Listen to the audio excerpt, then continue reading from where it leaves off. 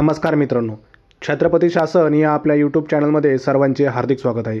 मित्रांनो, आज दिनांक 27 जानेवारी रोजी आपण सोयाबीनचे बाजारभाव पाहणार आहोत.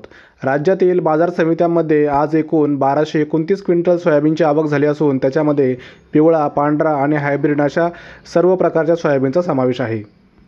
राज्यात सोयाबीन बाजारभावाची घसरण सुरूच असून बाजार थंडावल्याचे चित्र आहे. प्रजासत्ताक दिनाच्या दुसऱ्या दिवशी राज्यात 1229 क्विंटल सोयाबीनची आवक झाली असून साधारणतः 4,300 ते 4,700 रुपयांचा प्रति क्विंटल दर मिळत आहे. मित्रांनो, आता आपण पाहूया कोणत्या बाजार समितीमध्ये सोयाबीनला किती भाव मिळाला.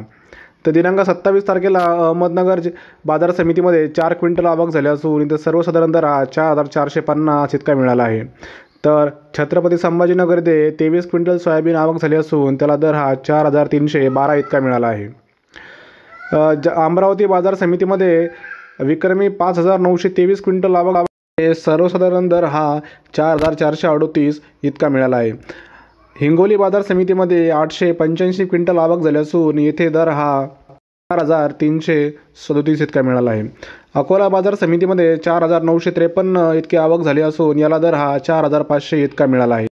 तर मित्रांनो, रोजचे बाजारभाव अपडेट राहण्यासाठी या यूट्यूब चॅनलला सबस्क्राईब करायला विसरू नका. धन्यवाद.